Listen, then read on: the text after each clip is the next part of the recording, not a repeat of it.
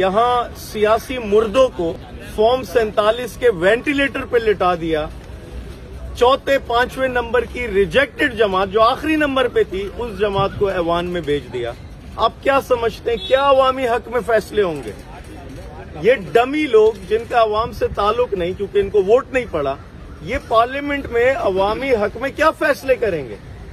जो जरदारी को वोट देकर बैठे हुए हैं वो जरदारी से क्या हकूक लेंगे कराची के लिए? ये इसलिए बताना जरूरी कि जिनका ताल्लुक अवाम से नहीं होता वो ऐसे ही कठपुतली की तरह नाचते हैं। और नकल के लिए अकल चाहिए, जो हम ट्राइब्यूनल में साबित करेंगे इंशाल्लाह। अगर इस मुल्क में 1% भी कानून रह गया है तो हम सब ये जितने कैंडिडेट्स हैं तहरीक इंसाफ के, सबको इंसाफ मिलेगा, क्योंकि ये केसेस बिल्कुल क्रिस्टल क्लियर है, कुछ नहीं है इसमें।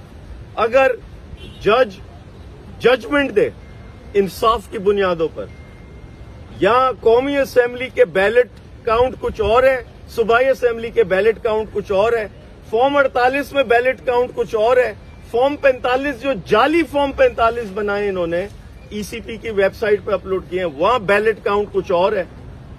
यानी नकल के लिए भी अकल चाहिए। और फॉर्म 45 पे जो इन्होंने जाली अपलोड किए हैं, हमारे पास तो असली मौजूद है, वो हम साबित करेंगे कि वो असली है। जो इन्होंने अपलोड किए किसी पर प्रिजाइडिंग अफसर के दस्तखत नहीं, किसी पर नाम गलत है, और एक भी फॉर्म 45 जो इनके अपलोड शुदा है उस पर एक भी पोलिंग एजेंट के दस्तखत नहीं है। ये कैसे मुमकिन है? और जो हमारे पास फॉर्म 45 है उसमें प्रिजाइडिंग अफसरान के दस्तखत, नाम असिस्टेंट प्रिजाइडिंग अफसर के दस्तखत, नाम अंगूठा, और पोलिंग एजेंट्स के दस्तखत मौजूद है। और हमने गवाहान भी तैयार किए हैं, हमने बेहतरीन वकला की टीम तैयार की है। हम यहाँ कानूनी जंग लड़ेंगे, हमारे वोटर का ये राइट है और उनके लिए हम ये पूरे वोट के तहफ्फुज के लिए लड़ेंगे। और सबसे अहम चीज ये, आरओज कान खोलकर सुन लें, रिटर्निंग अफसरान और नीचे जो इनका अमला था ये कान खोलकर सुन लें, इनके खिलाफ पूरी कानूनी हम चार्ज करेंगे। यहाँ पर एफआईआर दर्ज करवाएंगे अदालतों के जरिए। इन्होंने फौजरी की है सारे रिजल्ट में, इन्होंने ये पूरा रिजल्ट तब्दील किया है, आइन से गद्दारी की है इन्होंने, आइन तोड़ा है इन्होंने।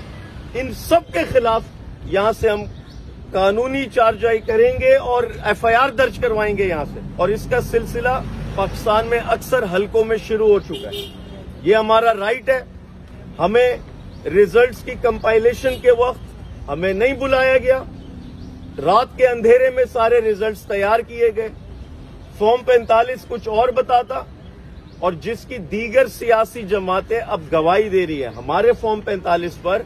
जमात इस्लामी के कैंडिडेट्स ने गवाह के तौर पर एफिडेविट जमा कराए, या हल्फनामे जमा कराएं कि इनके फॉर्म 45 यकसा हैं। जनरल इलेक्शन में तहरीक इंसाफ की 20 नशिस्तें थी कराची से, 2 नशिस्तें कौमी असेंबली की हैदराबाद से थी फॉर्म 45 के मुताबिक।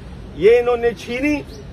हमें उम्मीद है कोर्ट से, अदालतों से हम आज भी एक कानूनी रास्ता इख्तियार कर रहे हैं। और खुदारा वो हल्का अहबाब जो इस मुल्क के पॉलिसी मेकर्स हैं, खुदारा होश के नाखून लें। अवामी राय एक तरफ जा रही है, आपके फैसले दूसरी तरफ जा रहे हैं। कब तक ये चलेगा? आपको अवामी राय के साथ अपने फैसले अलाइन करने पड़ेंगे, वरना मुल्क का कोई मुस्तकबिल नहीं।